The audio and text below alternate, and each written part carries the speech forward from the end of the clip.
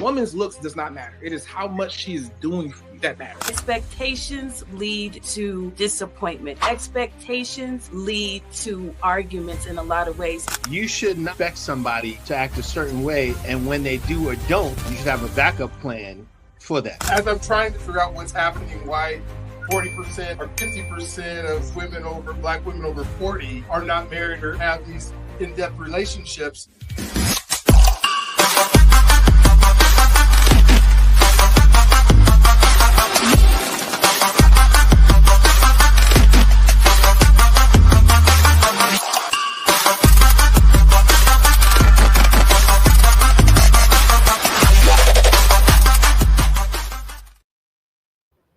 All right. Well, welcome to another edition of Why Love Waits, and I am here with Nathan and James.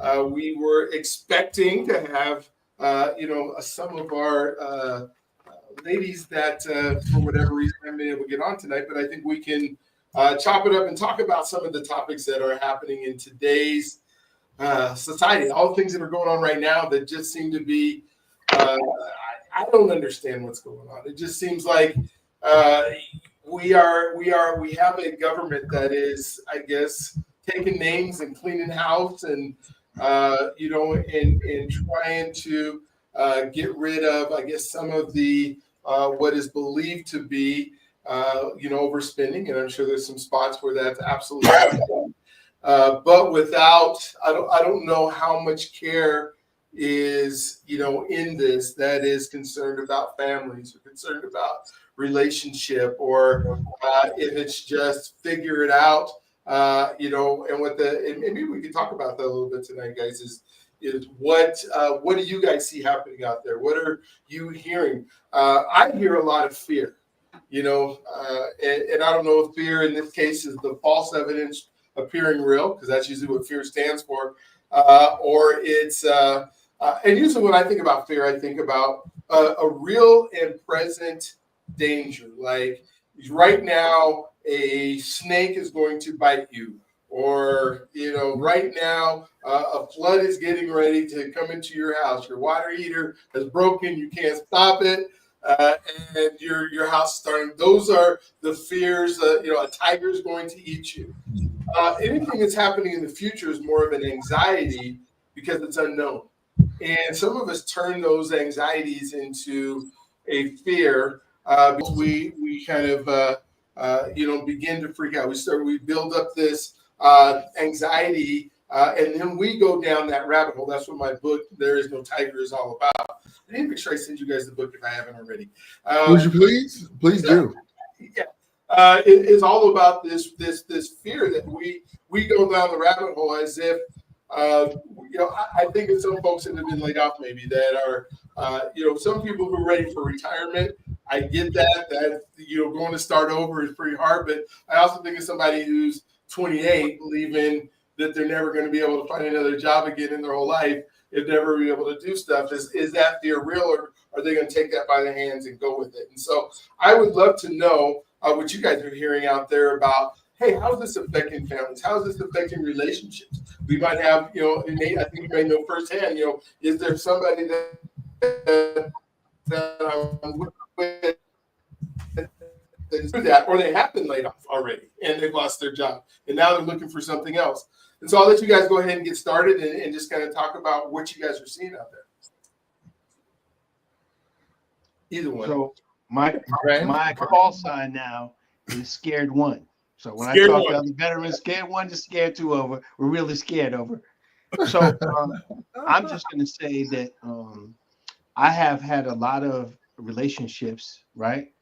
Mm-hmm. Males and females that have either been fractured or disconnected altogether because they have a different political belief than I do, right?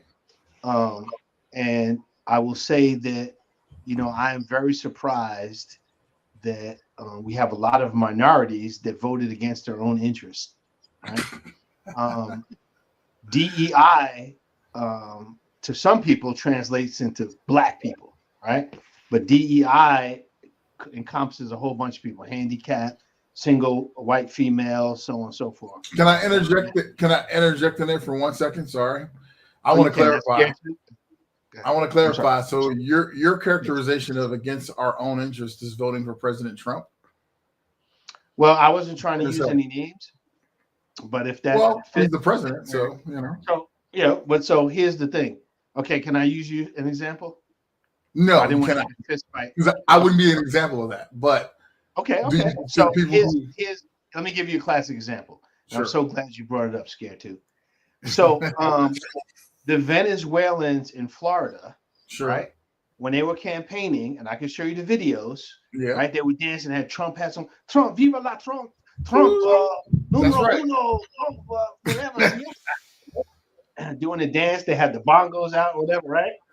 A week later, they were on TV crying, I feel so betrayed. I can't believe it. So they voted against their own interest. They thought that deporting immigrants, whatever, applied to the other people, not to them. So they're backing them up, and they're on their way out. They voted against their own best interest. If you work for the federal government and you voted for that administration that you talked about, you voted against your own interest because they're cleaning house. There's 80,000, actually 3,000 people that are going to be let go from the VA, Yeah. right? And that's just one example of the One example. But some of those people in the federal government voted for this administration and losing their jobs. So don't ask surprised because he told you what he's going to do, right? Isn't that sort of myopic though? I'm sorry. Isn't that kind of myopic? I mean, I think the direct correlation is very myopic, meaning being a federal civil service employee on probation. My probation is May 6th, 2025. I am on the chopping block, brother. However, I agree with the overall stated aims. Notice I said stated aims of President Trump and Doge. Being that where my life is personally is on the other side of that is a separate issue. And as much as it will cause me discomfort, I still believe that from what I understand of where our government is in terms of expenditures, this needs to be done by somebody, and it should have been done a long time ago. I got no problem with that, and I mean that. Okay. Well, I have no problem with your myopathy, but I got to say this, right? No. When you have somebody who did their first administration, right? Mm-hmm. And I think they said he told 60,000 lies or something like that, right? And he makes these campaign promises, and you know he's got some vendettas, right? Vendettas. And he said he's going to totally gut the federal workforce. That was one of his things he said. If you work for the federal government, you should expect. He didn't say, now I'm all for cutting wasteful spending. I was in the military for 25 years. I know there's money that's wasted. We both know that, right? However, you can eliminate some programs without taking people's jobs from them, right? Because if you paid into Social Security all your life, you should be entitled to it. Nobody should say, well, you're not getting it now. Nah. That's not how it's supposed to work.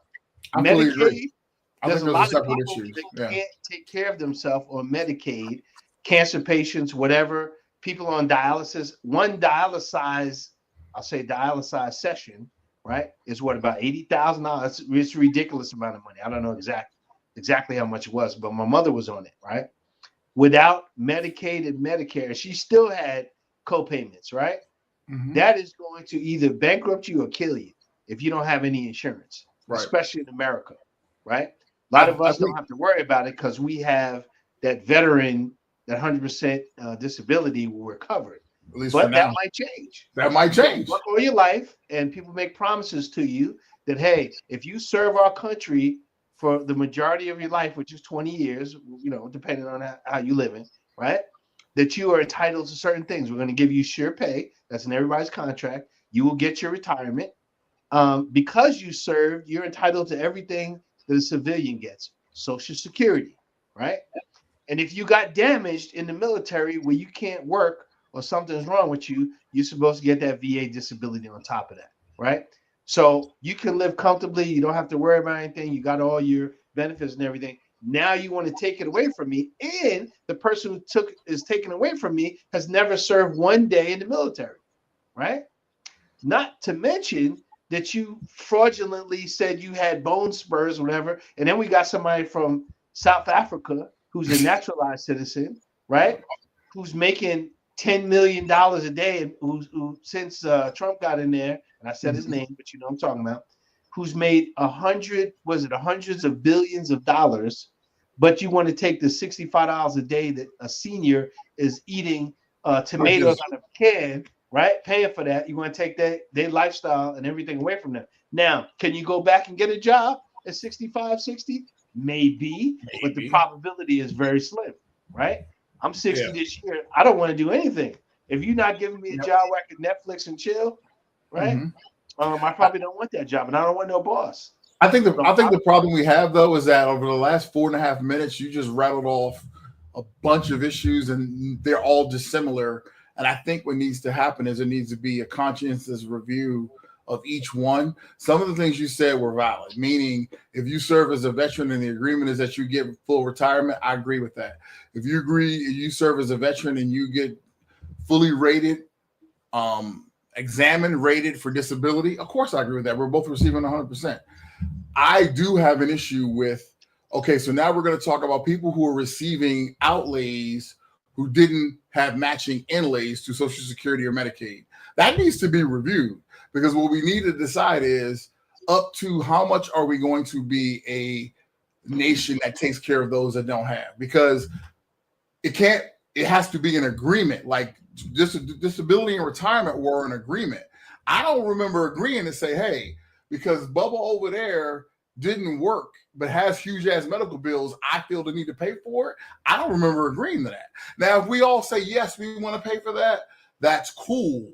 But let's understand that we are agreeing to do it, because Social Security that you and I paid into, Dr. B paid into, it should go beyond the pale, that it shouldn't be messed with, right? But what about all the folks who are receiving from that same pot who didn't put in? How much do they get? How much do they deserve? How much of a welfare state do we want to be? Whatever we arrive at, and I'm cool with what the group agrees to, I just think we need to agree to it and honor it. And I honestly think that, unfortunately, when you're dealing with a group of people who didn't pay into the situation at all, the rules are going to be different. It just has to be, because we can act like we got enough money to give to everybody indefinitely, but we really don't, which is why this is happening. Right. So are you talking about American citizens or immigrants? Both. My feelings on immigrants who have paid into the system, all that stuff should be immediately eliminated. I wouldn't have an issue. I wouldn't have a hot issue with that at all. If you didn't pay into the system and you rolled into the country hot, expecting a hot plate, a cot, and some benefits, sorry, brother, you're wrong. That shouldn't happen. If you were born in this country and you are of able mind and body, and I know individuals like this, and you were receiving a check, a hot cot, and a plate, and you able-minded body and not working, sorry, brother, you can't do it, because my money that's paying for when I turn 65 and 67 is paying you, and I don't see you contributing like I'm contributing.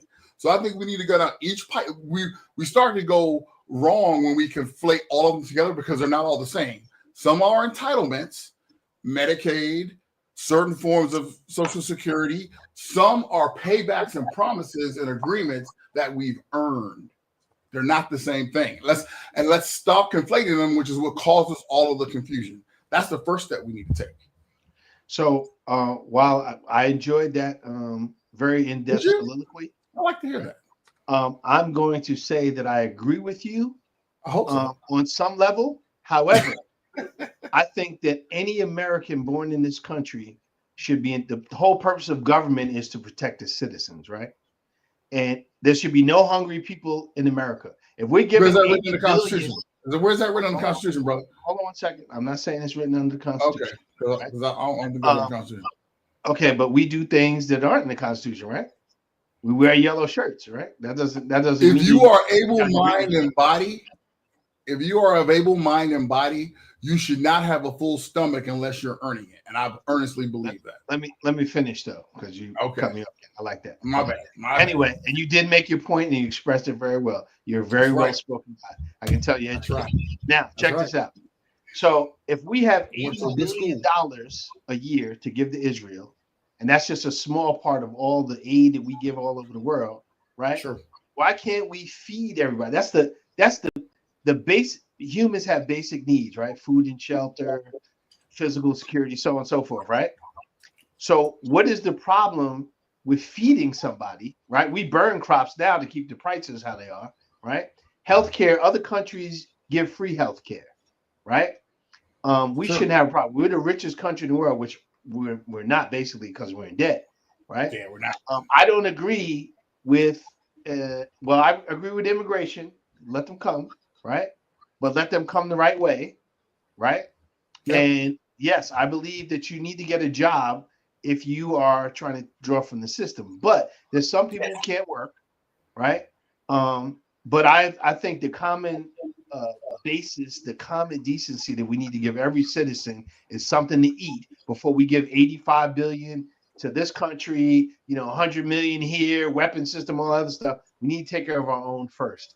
Now, I was listening to, and I don't want to hold up Dr. B. I know you chomping at the bit to say something, but there was an Asian lady, and I shared it on my page, and she said that she was paid. Asians are paid when they come in this country to open up businesses in Black communities rather than white communities. I Right? always hear that. Yeah. No, I mean the lady, she's a witness to it. She on my page, right? Yeah. So I was like, wow, that's deep, right? So they get money, they get unsecured loans of your money to come to this country and open up something in your neighborhood, right? And they take dollars out of the Black community, and I'm not trying to be racial, but it's a fact. And they put it in their own community and it circulates for weeks or whatever. Our community, we keep money in there for maybe 30 minutes, right? And then it's gone, right? So when you talk about immigrants and all that kind of stuff, and when I hear people tell Black people, go back to Africa. Well, I'm not from Africa. I've been here for hundreds of years. My people have built this country. So I think I'm entitled to something. So when I hear, well, let's eliminate DEI, right? When they find that 4-star general, the Joint Chiefs of Staff, Chairman of the Joint Chiefs, yeah. hurt my heart, right? Broke And my then we heart. replaced it with somebody who's retired and less qualified. Yes. Right. So that's a problem. And then when you discuss politics or the current state of the government with people who don't agree with your outlook, that separates. I had a very good friend who shall be nameless. We were tight, right? Once 45 got in office, right? And I started posting about things I didn't like. She came back, well, the Democrats do it too. I don't care about them. They're not in power right now, right? Nobody's going to be 100% great. But I don't want anybody who's going to demean who I am, take from what I've built in this country or earned or whatever, right? And you have divided the nation, right? And I, like you, I want to save money. And there's ways to save money without taking a chainsaw to everything and destroying it and see what's left over. And then there's the question of, I saw a thing today about Russian asset, right? Did you see that? I saw that. I've seen many, yes. Okay, so let's look it up. Let's put all this together. Okay, you are friends with Putin, right? You're trying to get out of NATO, which will destroy NATO, right? You are turning our allies into enemies, right? I can go further the length, but it's like you're trying to destroy our financial system, our way of governing, our way of life, right? Do you know you can't even make a civil rights complaint right now? They shut that down. Why would you shut down the wing of the FBI that watches Russia? Why would you do that if you wasn't trying to help them? Ukraine started the war? Really? Right? You're insulting my intelligence. So, like I said, you might have picked the lesser of two evils when you voted, depending on your ideals. But, and I'm not saying you, I'm saying the Spanish Usted you version, right? But we vote against our interests. And the current state of affairs has caused rifts, not just friends, but in families too, right? Oh, yeah, I have really sad. Yeah. Right? And now I got to be racial for a minute. Black people on the whole did not support the current administration. So when you don't support it, you're called a coon, whatever, all that, right? So those things, like I said, what's the word I'm looking for? They're contagious, right? You should be able to have your own perspective on things, but if it's going to hurt people at large, they have a reason to have angst towards you, right? Do you agree or disagree? I disagree because people are going to hurt regardless. There's always going to be business cycles where people are going to be fired, which we never talk about. Unfortunately, we're experiencing a rift style event, just like we did back when President Clinton, I believe he riffed over 400,000 federal civil service employees. It's unfortunate. I'm not saying I'm a fan of everything President Trump is doing. Like I told you in that very succinct text, I separate. There you go. Lie detector going off again. He's lying again. There you go. You have that built in your house, huh? Some of the things that are happening, I think, are for the good. Some of the things that are happening are for such the bad. as, can you give me some good things? A thorough review of the expenditures from the Treasury is well overdue. Can I ask you a question? Can I ask you a question? Do you have any facts and figures to back up that they actually investigation on the Treasury? And do you think a high school kid should be in your personal identifiable information? That is against the law, especially in the military, right? You can't go in somebody's files, take my social security number, and give it out. We don't know if the information was kept, destroyed, or anything. And you have not seen one record from anything they've done. So how do you know it's been true? I have no facts and figures personally. What I'm hoping for is that people who are smarter than me, who feel like I do, who feel like you do, who are entitled and empowered to monitor what's going on, will at some point be able to produce the results of what this Doge says they're doing and provide it to the American public. We don't have it yet, but I'm hoping that that's what happens, because I think a review, whoever conducts it, is well overdue. I'm not so much worried about the age or the political background of the person doing the review. I'm more concerned with their treatment. I'm more concerned with their following the rules of personal private information and how they honor that. If they honor it, I got no problem with it, because at the end of the day, a calling for the review of the books of the federal Treasury has been something that's been needed to be done for a long time. And I don't see how anyone could criticize that. So as long as they maintain open to what's supposed to happen. Sure. So let me ask you a question. When you were in high school, did you exercise good judgment about everything? I don't exercise good judgment now, but no, I didn't. Of course. Okay, not. Exactly. Right. Like right now in this conversation, you're not. But anyway, I'm just kidding. But at 19 years old, I had to throw it in there. At 19 years old, you cannot make informed decisions because you haven't lived long enough yet. You haven't delved into the bits. Now, let me ask you another question. They hacked into the systems. They didn't get permission before. When you hack into a system, right? And now that lends to the question, did they hack the election? You don't know. But the Treasury and the Department of Defense are supposed to be the most well-guarded, firewall protected, the gig and everything, than any place on the planet. So these little kids hacked into it. What else did they hack into? You don't know. We don't know anything. We just sit and watch it. Now, I agree with you, again, about the spending and all of that stuff. However, I need to see some facts and figures. And we need permission. And we need to do we're still waiting, aren't we? Sure. But we have to do analysis first. We can't just say, you know what? Let me get rid of 70,000, 80,000 people a day. And then I fully agree with you. I feel like the sludge. I feel like the sledgehammer. I never said I agree with the sledgehammer approach. I think it's been one of the most upsetting and destructive things, and I wish they could undo that. The Department of the and again.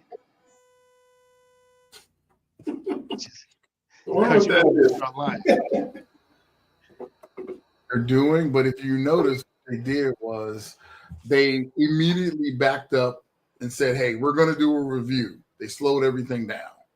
Putting everybody on notice. These are the people that we're going to review. I'm in the Department of Defense, brother. I read emails. Trust me, I'm telling you what's happening. Okay. Then they said we're going to, at certain milestones, we're going to be offloading however many numbers of people. But regardless of how you feel being let go of your job, which I don't want to be, trust me, it will cause major churn in my life. At least I can see what they're planning on doing, who they're planning on doing it to, and the end date has been pushed out to about all is to be concluded around September. What they did to the people at USAID was a travesty, and those people should be held accountable for that. However, at the end of the day, if you are empowered to eliminate people and you state that you're going to do it and you're going to do it, the way that the Department of Defense is doing it is the most humane way I've seen so far, because I know I am on the chopping block. And I also know I have anywhere from 2 weeks to several months to get my shit together, which the people at USAID didn't have. Because at the end of the day, crying about how wrong it is and how much I disagree and how it's wrong that Donald is doing this to us means nothing. It's going to happen. So if it's going to happen, at least they are prolonging it. At least they are notifying. And I believe it is being done unspokenly, but very intentionally, because what they're doing in the Department of Defense, neck and down to the Department of the Navy, they're continually telling us these groups of people are on the list. We don't know what's going to happen, but you might want to tighten your stuff up. We'll let you know in 2 weeks, which means at a minimum, you got 2 weeks if you're on that list to pull your stuff together. Corporate America, what happens? You show up at Corporate America sometimes, just like the USAID people did. You walk in and guess what, buddy? It's over. You're done. You hear about it in the news on the drive home. Google, Walmart, whoever else, then laid off 12,000 people. Well, thank you for letting me know before I show up. So again, unfortunately, I'm falling down on the side of Secretary Hegseth and whoever else has common sense in his staff to say, you know what? We know we're going to cut these others off. Slow it down. Signal that it's going to happen. You can't, it's not that it's not going to happen, but we're doing a review. Give them the belief that we're actually going to sort and rack and stack this thing. And then the ones who know, hey, I'm on the chopping block, Nathan Francis. I have less than a year, brother. So let me ask you a question, Mr. Francis. So can you eat that informed, that information that you're not going to have a job? You can't pay no bills with, well, they told me, so I'm telling you, I'm not going to be able to pay you.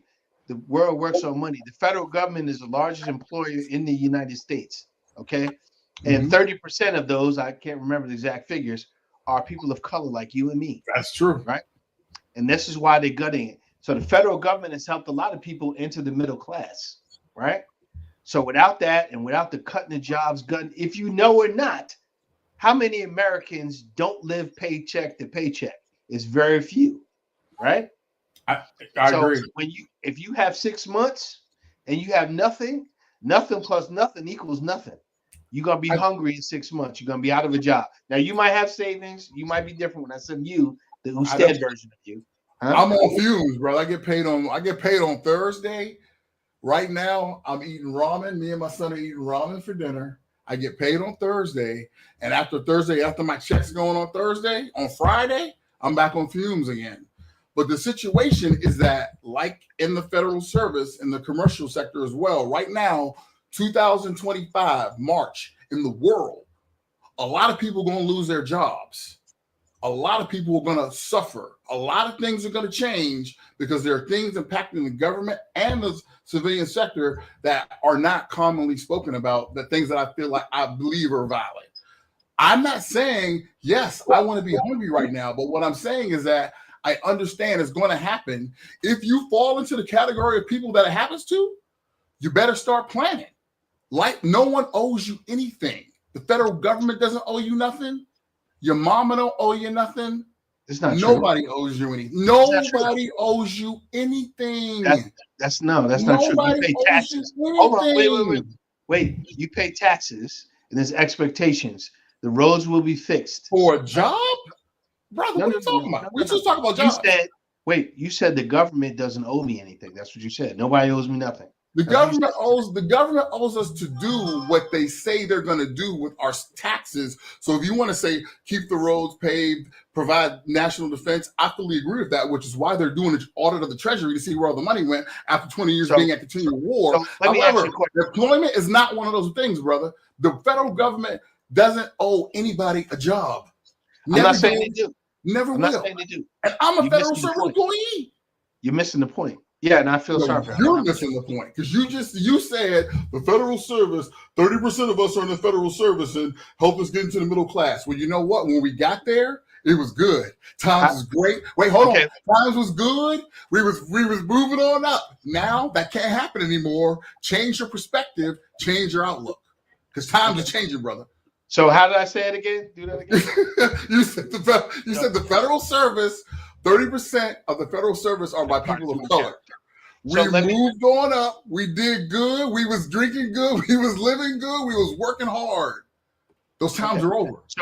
So I didn't say anybody owed me anything. That's why I joined the military and my face was in the mud doing push-ups and I went to war. But you're conflating. You're conflating the issues, though. You're conflating the issues. Inflation, conflation, all that. So I'm going to say this. I went to the military and I did half of my life at that time in the military. But we're not talking about that. We're talking about federal civil service. Keep it there. Keep it there. Keep it on federal civil service. Okay. Keep it on federal civil service. Thank you for allowing me. Don't make me do the hot mic on you.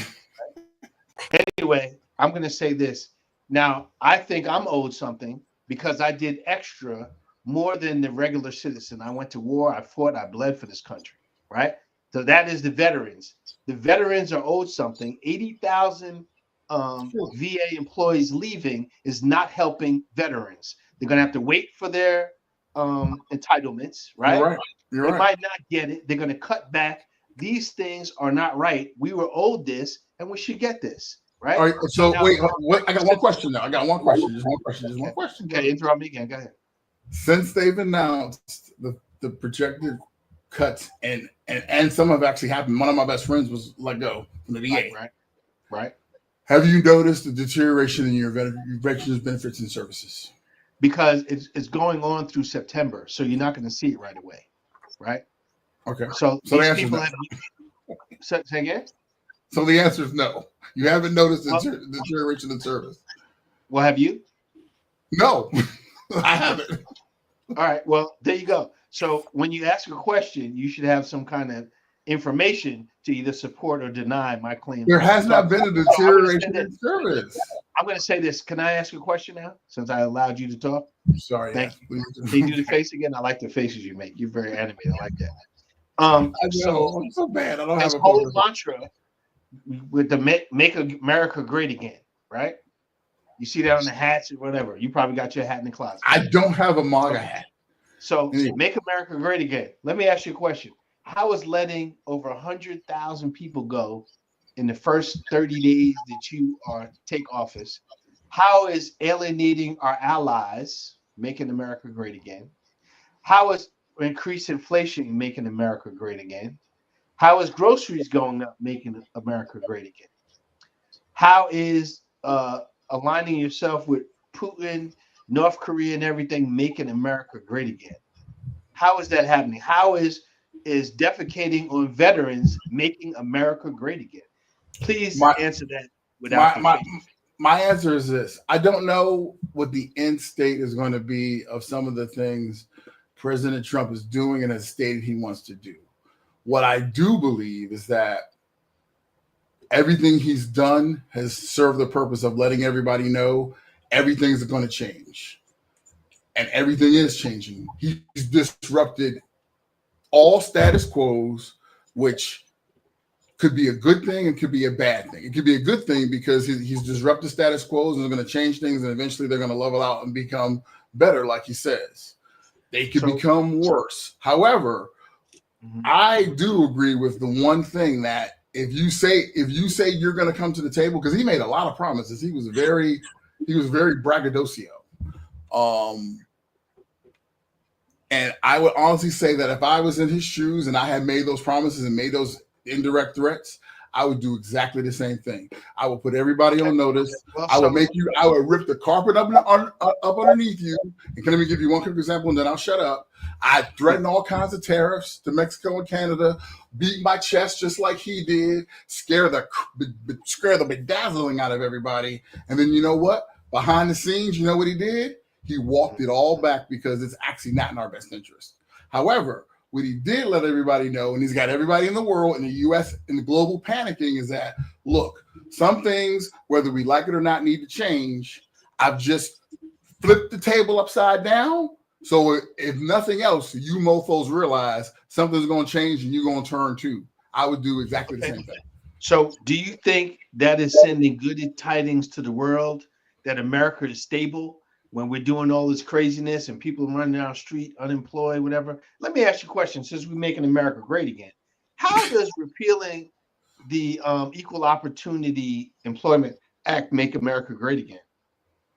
I don't agree that it does. I don't agree that it does. But he canceled it. He's trying to take back the 14th Amendment. Why? I think some things he's done has, like I said, I think some things he's done has been a mistake or we're not well thought out. I agree with, personally, since you keep going there, we'll go there.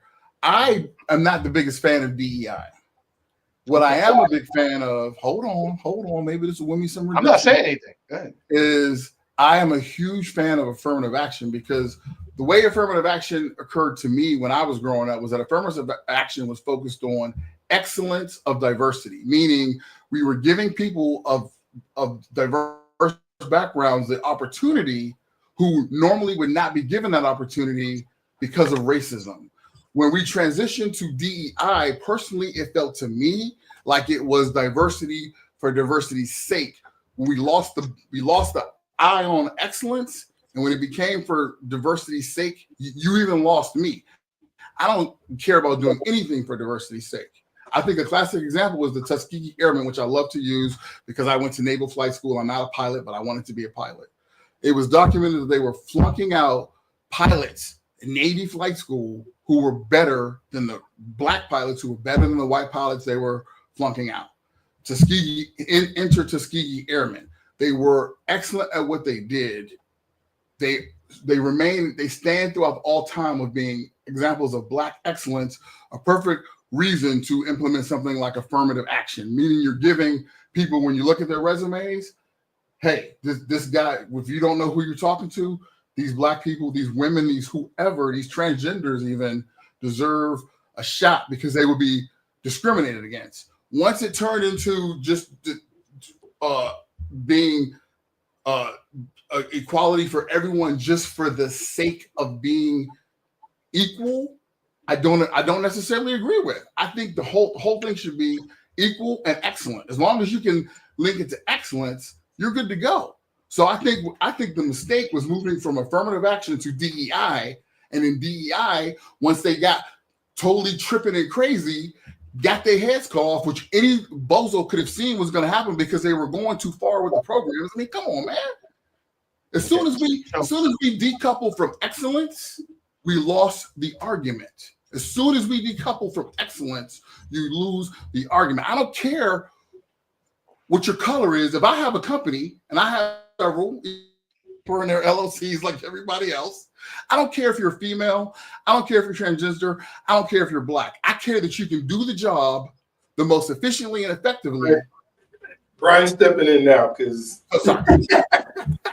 and I don't think, I mean, I'm understanding your argument there, Nathan, but the issue is, and so this is where my dissertation was on. My dissertation was on excellence versus, when I was talking about how we can take opportunity versus potential and still hire people into the best jobs that are there. And where we're at in our country with DEI, in my opinion, is we are not there yet. The opportunities have not been given for where you can say excellence is or enough because opportunity is there. So my dissertation was on, we were talking about administration in schools. So we're talking about government jobs where people are teachers in administration. There are so many folks that want to be in administration but are not given the opportunity. And so as you go through this process of, let's say I'm a PE teacher, a white PE teacher and a black PE teacher, and I want to move up into being a dean and then eventually a principal and then additionally a superintendent. I want to be able to move that. Well, the hiring systems that are in place right now won't allow for the opportunity for that same PE teacher to be, even if they're just as good, to be able to move up because it's a good old boy system that says I'm hiring my uncle's son's brother because I know him. When you look at questions, when you look at resumes still, You know, when I look at a resume that says Shaniqua on the resume, that person automatically doesn't get the opportunity to even be interviewed. And so because there are unconscious biases that are in there. When we're asking people to be moved up because of, oh, we need you to change your hair, or we need you to change. And I don't think people understand what DEI is allowed to be able to happen. And I'm sure there's abuses in every system. But the problem is because now that I'm let's say, so now I get to be a dean. And so what our school system does is it takes, you know, let's say I'm a dean and I'm a really good, I have several examples of this. I'm a very good dean against discipline with kids of color. So now I'm in a school district that has 3 white schools, 3 black schools. Where do you think the dean is that is really good with discipline that is black? What schools do you think he's in?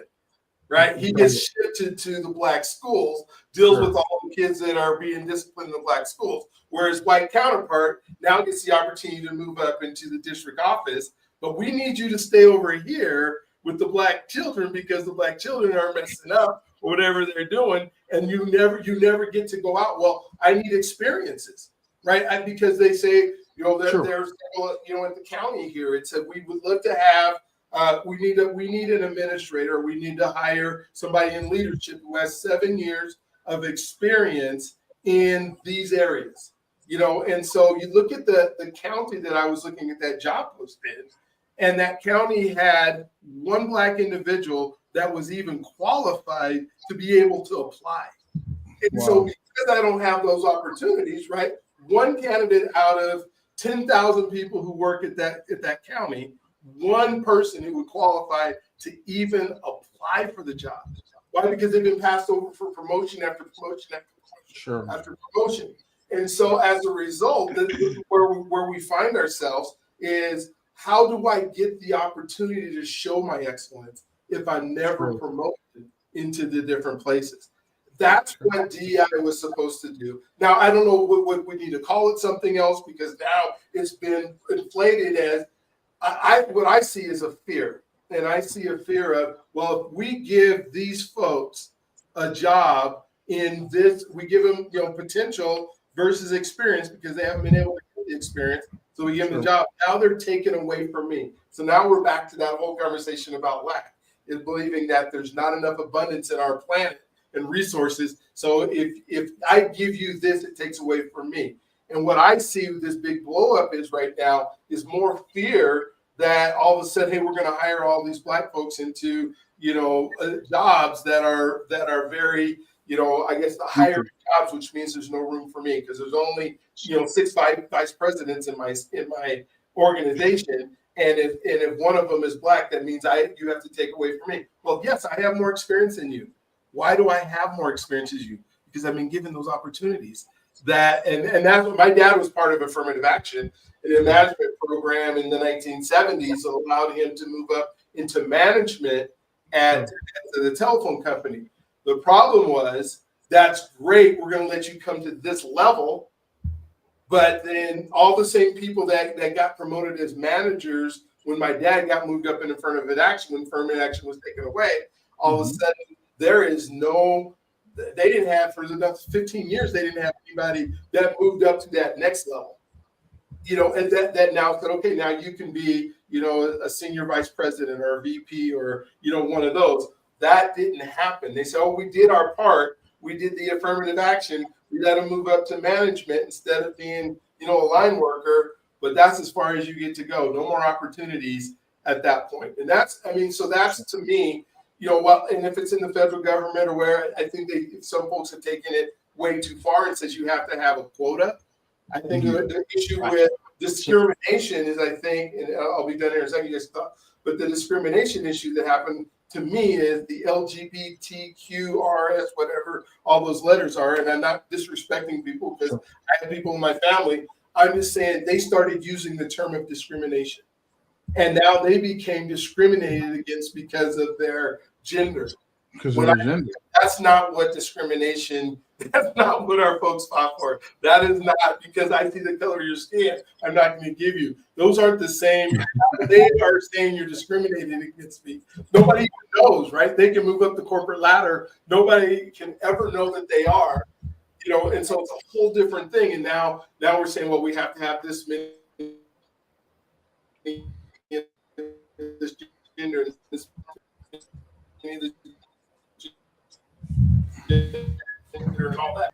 You know, we still need the opportunities to be able to move up in positions that have not typically allowed us to move up, and it's because we haven't had those opportunities, and we still don't have those opportunities. And so if you all go based on was DEI an effective tool to continue providing those opportunities? Well, now I think for many years it was. Many years it was. I think it needs to be revamped. Always, like anything else, it needs to evolve. You know, but I do absolutely think there are organizations that, like, let's say you have Excel Energy, which is our big, you know, here in Denver, Colorado. That is our big organization that does all of our electrical. So they've had a program for about 20 years. And they do now have some VPs. They do now have some folks of color who, when they started promoting them, hey, we realized they're okay. We had like the president of Wells Fargo wrote a memo not too long, about 8 months ago, that said, we would love to hire people in the senior management, but we have found that we can't find qualified African-American men or women to be able to move into those spots. Whoa. I mean, the president is saying that. What do you mean there's not qualified people? Where are you looking? Well, that was the same thing that happened to me when I was in Maryland. This was a long time ago, and they were looking for people to run for governor. No, I think it was a position in the school system. This was like way back in the day, in the freaking 80s. And I repeated something that my girlfriend at the time told me, who happened to be white, to my mother. And I said, she was like, yeah, we really want to hire Black people, but there's no one qualified. And I told that to my mom. My mom looked at me. This is in Prince George's County. I'm not sure if you know the demographics of Prince George's County, Maryland. It's the most affluent county in the United States for Black people, right? Okay. I didn't know that at the time because I was from DC. I'm from DC, so it doesn't matter. But anyway, so she goes, Nathan, that's absolutely ridiculous. Are you listening to what you're saying? She's like, do you really think out of hundreds of thousands of people, they can't find a handful of Black people to interview? And I sat back and thought about it. And I was like, you know what? That sounds pretty stupid. So I agree. But what I'm very sensitive to is the fact that when we have programs, affirmative action, equal opportunity, DEI, whatever you want to call it, that are designed to provide these expanded opportunities to qualified individuals who would otherwise be overlooked, we have to like protect them from going amok. Like, I think DEI allowed itself to get a bad rap because then it makes it vulnerable to yahoos like President Trump, the respectful president, who then he made it his demon child because of all the other negative press they could attach to it, right? When it was just affirmative action for excellence, that thing was bulletproof. You couldn't do anything to it. So here's what I think there's a lot to unpack here, right? So I think part of the biggest problem that we have, right, because people are tying woke with DEI with quotas. Those three things are totally separate and distinct. No, you said they hire, first of all, with affirmative action, it was more about getting people in those jobs, but you still have to qualify. No. I said, back up, brother. I said it was about getting people an opportunity for the job who were excellent, who would otherwise be over. It wasn't about excellence. You listen to me. It's important. Every word matters. Who would otherwise be overlooked due to discrimination. That's what I said. Okay. So can I finish my soliloquy before you cut me off? Thank you very much. As long as you I love the me facial correctly, expression. you so can. I let you talk for a half hour. Check it out. You can quote me 7 days from Sunday.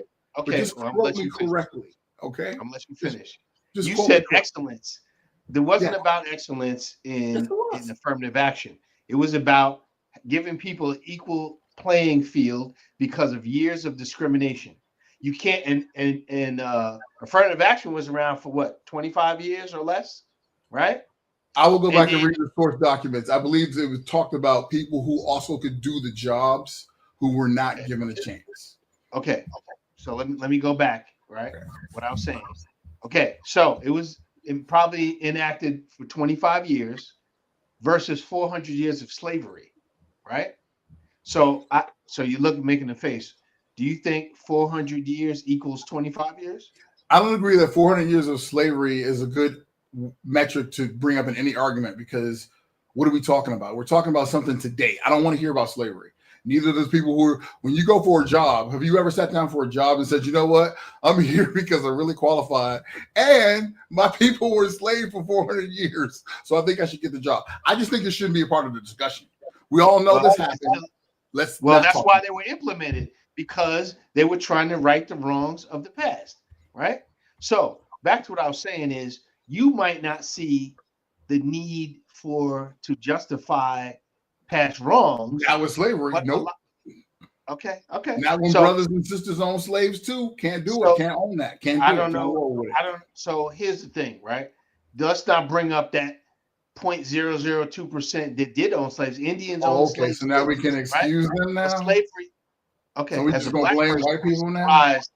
As a black person, I'm surprised about your attitude, and you can keep interrupting me. But I'm going to tell you that for those of us, right, that weren't allowed, it was illegal for our ancestors to read and write, right? Do you agree with that? I know the history just as well as you do. I just have a different opinion. Okay, right. But so we need to know where we were. I know the history just like you, and I come down with a different opinion. Okay. I need you, and you're entitled to that opinion. I'm not saying your opinion is right. Very much. I appreciate it. I don't agree. Okay, you make a face. I got you. Right. We're supposed to have a civilized discussion. We're supposed to. I'm not getting rambunctious.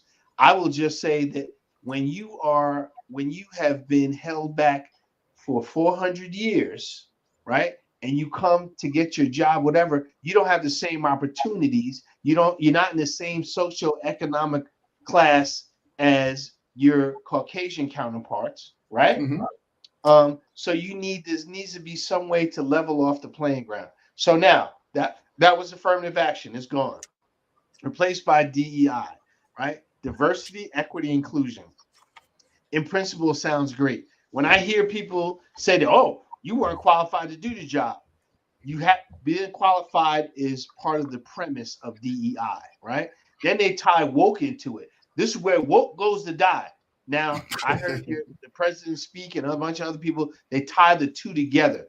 Woke has been the Republicans' boogeyman, right? Just like, what's the other guy they say donates all the money?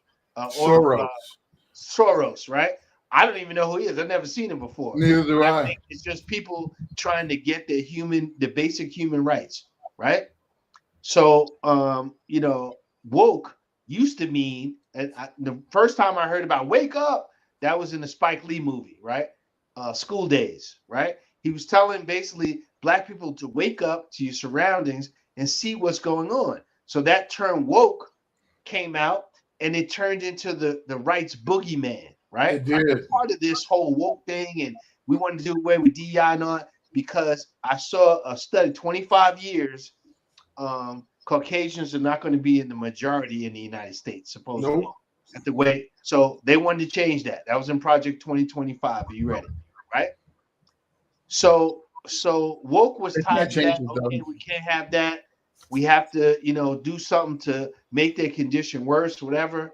I saw they want to transport American citizens, right, to El Salvador that have been arrested for violent crimes, right? You're taking away somebody's citizenship. You're reducing the numbers, because who's in jail? Who's the biggest population in jail? Black folks, right? Well, that's the impression that they give. There was a study done. The biggest population is white people.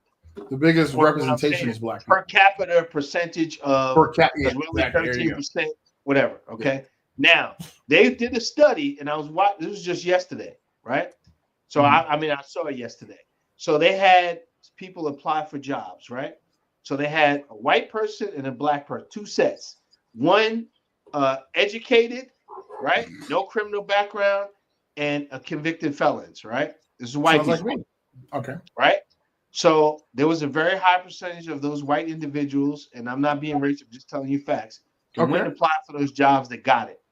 Even the convicted felons that were white got jobs. The educated black people.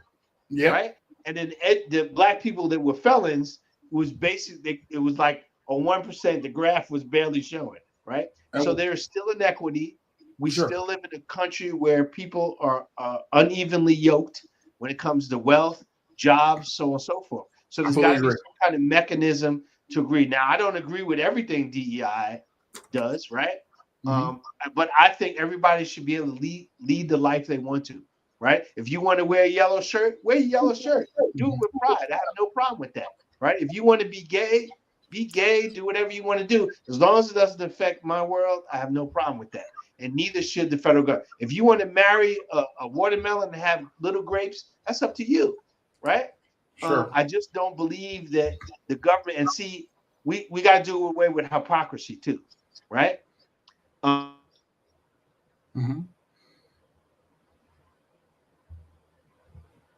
Guess we lost him. Oh, okay. I was wondering if it was me. Yeah, James? He'll probably pop back in a second. I know internet's kind of splotchy. Because one thing I wanted to tell him, hopefully he can hear me, is that because he said I said a comment and he said, okay, I'm sorry. I blanked out there for a minute. But go ahead. I'm sorry. Can I give you one caveat to hopefully it'll shift things? Because I said something a while back and you said you were surprised to hear me say that as a Black person. I'm very let me be fundamentally clear. Whether you are a female, an American, an Iraqi, a male, old person, young person, infant, I don't believe anybody on this planet is entitled to anything at all. I don't believe it. I believe that we're all born and die. Some of us are born into horrible situations, and not just in America, because there's been slavery all over the globe, brother, all over. There's oppression going on right now. Some of us are born into amazing situations. Some people living in Malibu. Some people living down in West Palm Beach. Some people are. I'm just saying. I got that. So let me ask you a question. So given that, I don't necessarily I agree with trying to level things and balance things out, but I'm not as put off because I just don't agree that anybody's entitled to anything. Okay, so let me blow you up real quick, right? When is your payday? Thursdays. Which one? Okay, just name one of your. What's your next What am I paid? See, you lying. See, caught you in the lie. Lie detector going up. Your beat goes off every now and then. It goes up every time you lie. Go ahead. Okay. So you get paid on Thursday, let's say, right? Sure. Nobody owes you nothing, right? According to you, nobody owes you anything. Well, you owe them your paycheck, right? Yeah, but you're taking that you're taking it out of context. No. None of us are born owed anything, nothing, but right? I've entered into an agreement with my employer that I worked for a certain amount of hours, and he's agreed to pay me a certain amount of money. Can I ask you a question? Sure. Were those slaves? Did they make an agreement? Did they work for 400 years and got nothing? And that was horrible. But that was horrible. But I'm not a slave, and we're not enslaved. You're the descendant of slaves, and you'd be in a much better position if they got paid for the 400 years. That's you have generational wealth. We don't have generational wealth. Care of the dead. That's never going to happen. Generational wealth was taken away. There's nothing the U.S. government can do to make amends for what was done to the. And this is a lie. Do you know what the Land Grant Act was?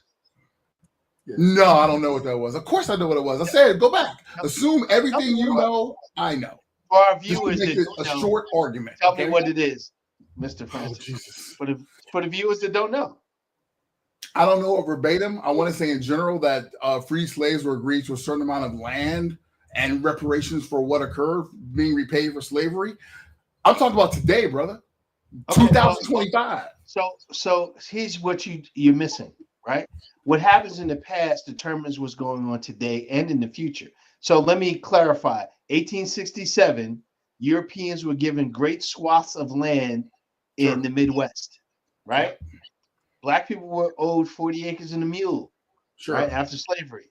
I know they got nothing. They were ran off their land, right? Some actually were, but then it was taken back.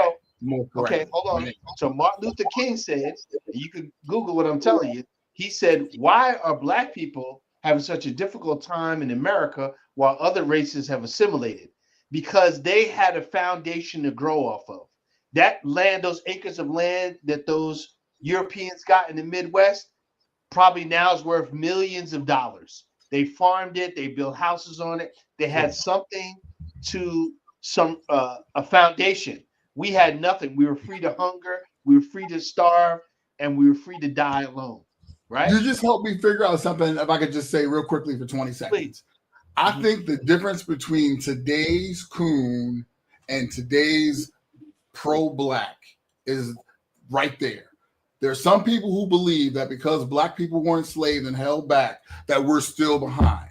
There are other people who believe that a lot of things, given all things considered, black people could be doing better on our own accord if we wanted to, and those people are called coons.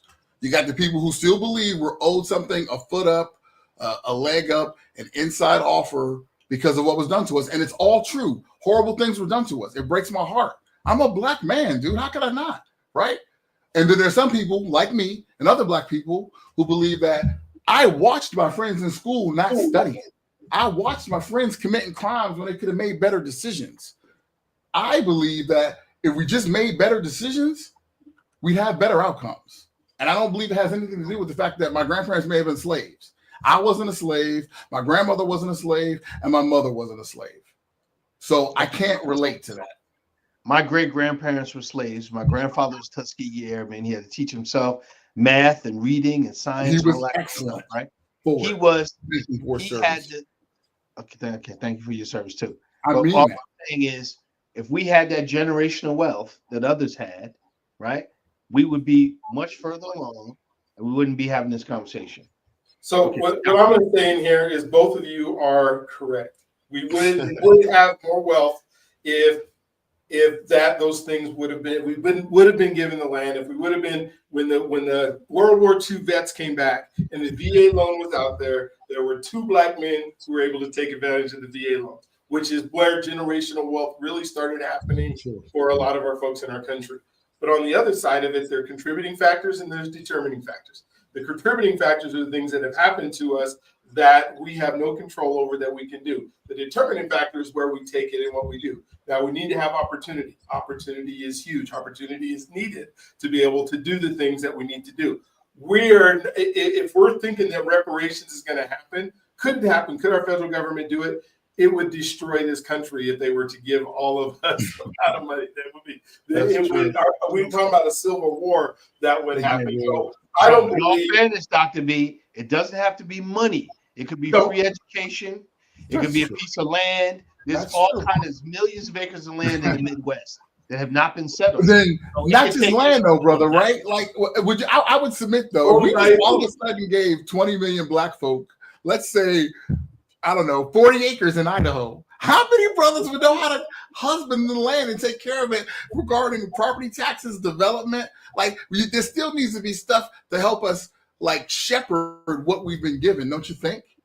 I know if someone just called me up and said, hey, Nathan, we finally got our act together. Your plot of land in Idaho is D018256. We'll see you out there next week.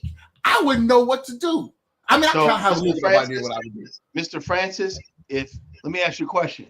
When you bought your house, when you were 10 years old, did you know how to buy a house? No, I was 10.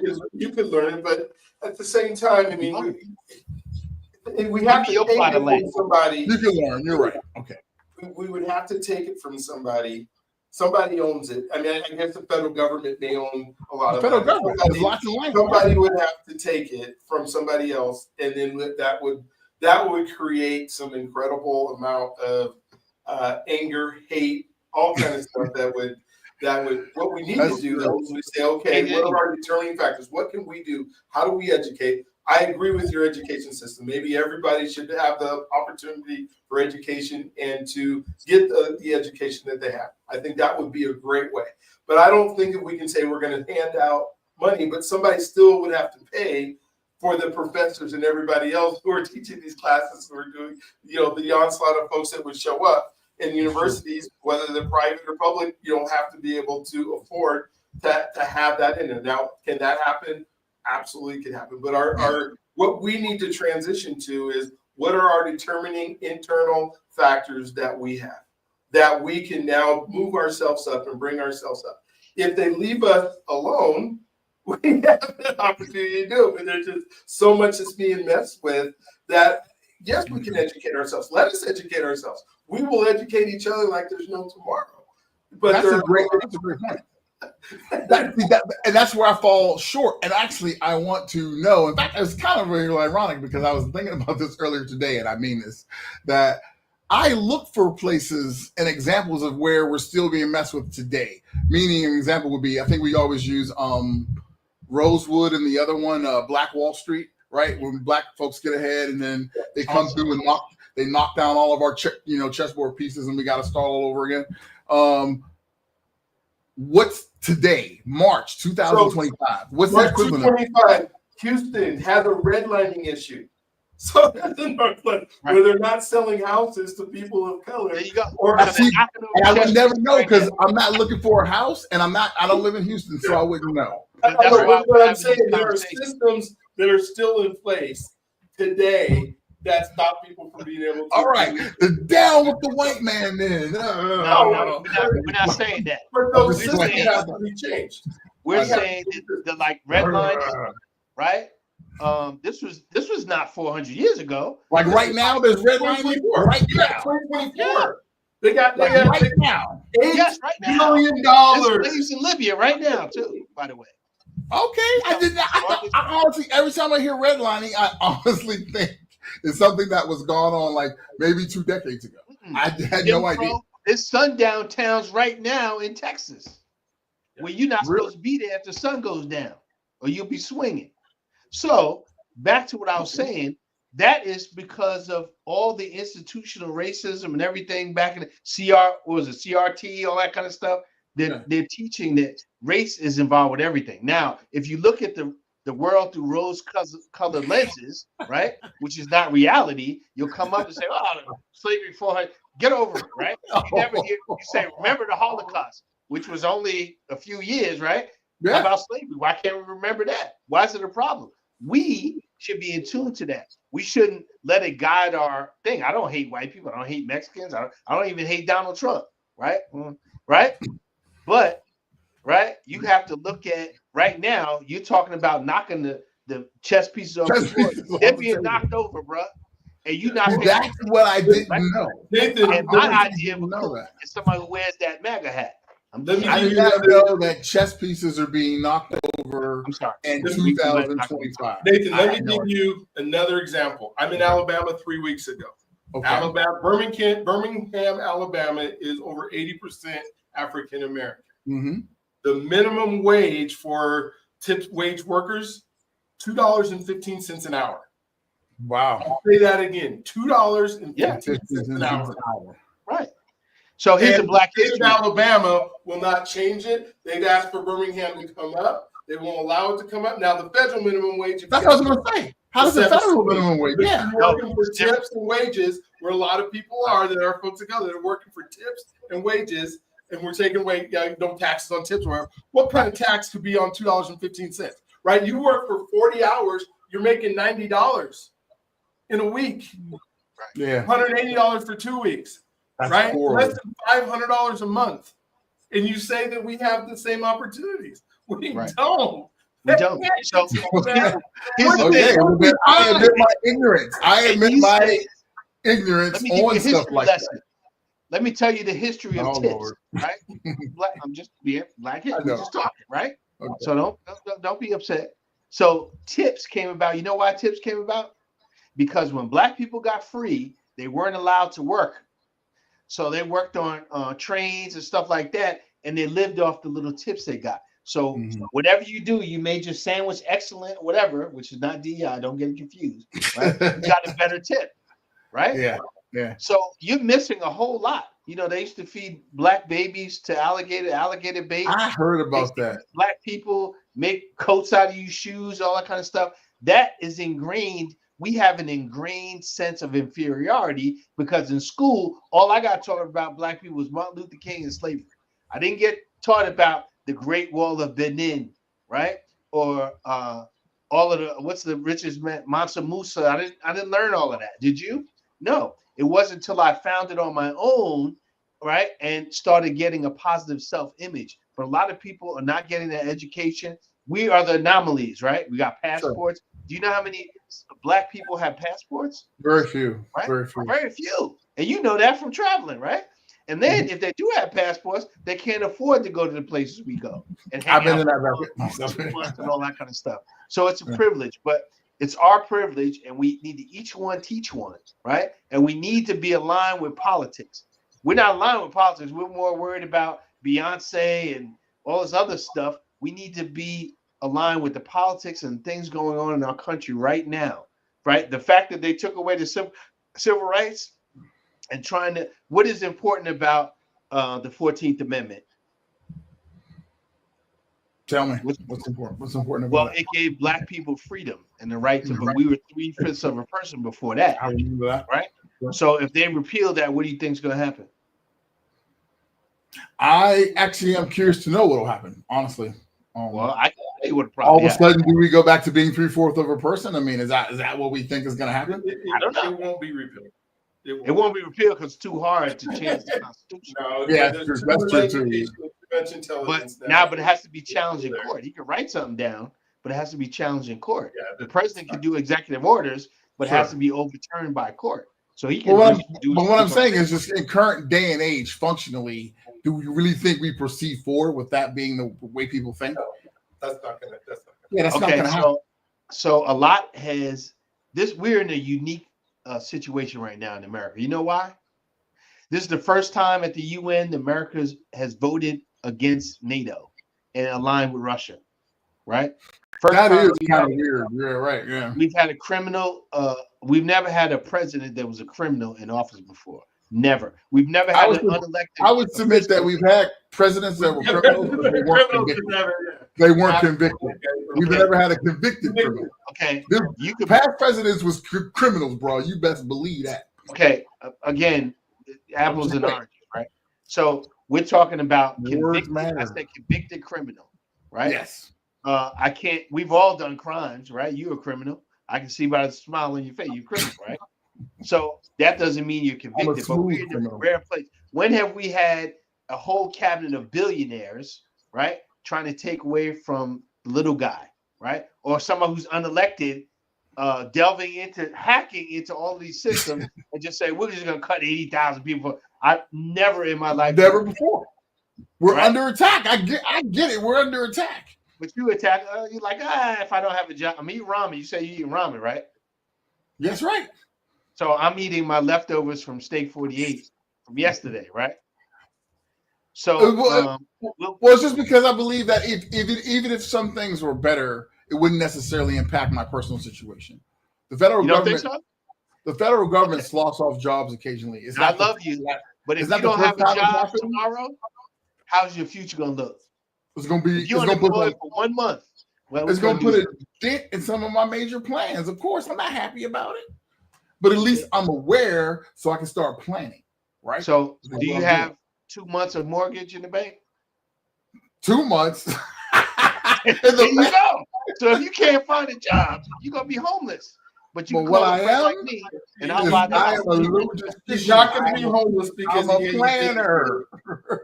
He's educated and he can find a planner. Okay. I'm a planner. But if you lose your house, you always have a place to stay over here. Come stay. Fortunately, I don't own one. I'm not playing that game anymore. I don't want to own no homes. Okay. I got you. That's right. But I'm cash and carry, baby. Again, back to what we're saying. You are in a unique position. You're educated. You have a pretty good job. So they take it away from you. But a lot of us are not. So it's up to us to teach them and then protect us. That's right? True, I get it. Everybody else sticks together. We don't. Right? You just you say schools and all this other stuff. We are putting ourselves down. Right? Well, it goes back to the paradigm of the house Negro and the field Negro. We still live in that same paradigm. Yeah, but you're continuing. I mean, it's not eloquent to say that, right? But it's the truth. Is that from slavery? You say you forgot slavery, right? Said nobody. No, I didn't forget. I said it's not part of the discussion. I didn't forget about it. It is. You just said house Negro and field Negro. And no, I said black people are largely we're still behaving under that paradigm of the black people who are getting ahead, getting education, getting money. Everyone's treating them like they're the house Negro. Everybody else is out in the field, need protection. And what are we gonna do now, boss? And we're still like the worst part is we're battling I know, right? We're battling with each other about it. We're like going fisticuffs and we can't make it up. We got woke people calling people coons and coons people calling people woke. We can't decide who Why we do are. you think that is? Because we're It's history because to it. the The biggest Willie Lynch thing, papers. the biggest Very thing is they did a head job on us that Very. we cannot unass ourselves from. They got the mind, they don't need the body. We are screwed the fuck up, the crap up, Jack. They got our mind. They planted these seeds in our minds that we still fighting with. We still can't get along as black people because what the slave master did.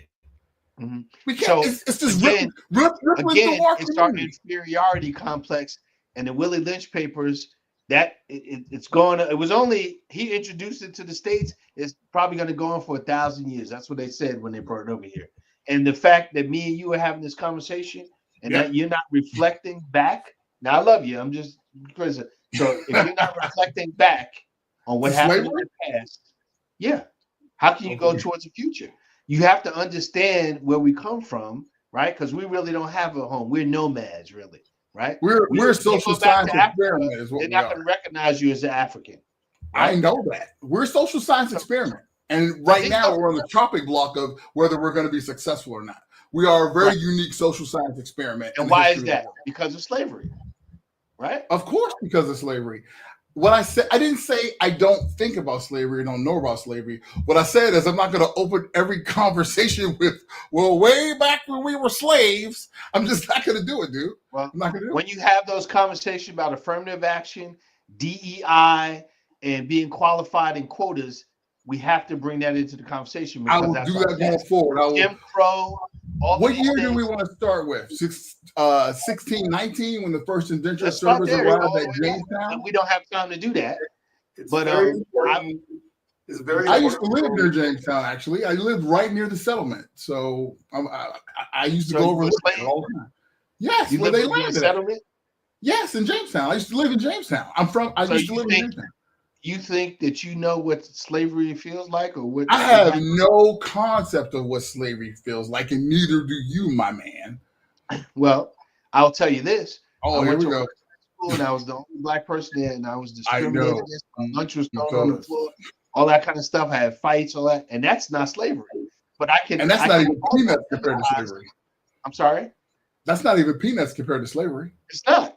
But that's not something we should gloss over. We should be like, hey, you know, we struggled. We did this. What did we do? Do you know black people? You can't go one day without using a black invention. And most of those people didn't have. I'm serious. You're laughing. Can you go one day, Dr. B? I believe you. I eat potato chips every day. So you just sound woke as hell. You use your refrigerator. You use your dryer. Right? You have central heating in your home. You take elevators. You use GPS.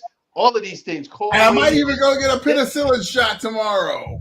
VoIP was made by a black woman, so we're talking on VoIP, right? Skype. I agree with you. Just because I'm laughing doesn't mean I don't agree with you.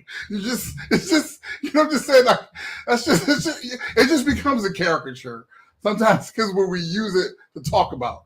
Like, you know what I mean? Like, what? I mean, it just feels weird. We're going to end today because we talked about the issues. Next week, what I'd love to do, let's talk about some solutions. Let's talk about what do we need to do now because it is very important to know where we came from. It is very important to know how many inventions that have been made. It is very important to know where the state of where we're at right now and what is being taken away. But because we can't control the contributing factors. We can't control what's being done. In some respects, some of it we can try to control, but we can control what we do as individuals and what we do and what our responsibilities are, whether it's education, whether it's talking, whatever it is we need to do. Let's talk about that next week. Let's talk about, okay, so what are some things we can do? I believe it's the family that's going to be able to bring us out. I believe it's our relationships that are going to be able to bring us out as we can come together. Because if we can't come together as a people, which we've shown that we are not able to, you know, in a very significant way, we're going to have to find other ways one at a time. And what did work? Let's talk about what has worked And whether it was during segregation or during integration, let's figure out what worked. And then how do we duplicate some of those things that work? Because we do have examples of when we thrived, and we thrived in a great way. So let's find out what we did there and then move forward. And hopefully we'll have the ladies on next week. If it's not, it's us three. And we're going to talk about I had one quick question, one little personal, just 30 seconds. Yeah. Also, what I would request is a better way to talk to each other. The reason why is because, again, I told you guys I watch a lot of YouTube shows, and you guys gave me some facts today I didn't know. I didn't know redlining is occurring today in Houston. One time I was watching a talk show, a panel, they were talking about being mistreated by white people. What I found myself actually getting ready to say to someone was, I wish that had happened to me. And what I mean by that is I've only had very few run-ins with the police in my entire life. And all of them, not unfortunately, but luckily, were extremely good. Like the police officers were very nice and deferential, and I didn't get beat or, heaven forbid, killed. So all I'm trying to say is that I want to look for the solutions that include conversations with people like me, who I hear the stories, I know the stories, I know people who've been negatively impacted, but I don't have that visceral experience myself. I haven't had those experiences. I don't have the same reaction to certain things because just for whatever reason, maybe just being blessed, I just haven't run into a lot of that negativity. So I don't have those initial insights into things like maybe some other people. And I really do want to understand and not be out here sounding half crazy. Cool. I love it. And so we will do that. So we'll look forward to seeing you guys next week. For those of you who are watching, listening, thank you for being on today. We will look forward to talking to you on the next one. Thank you, guys. I look forward to it.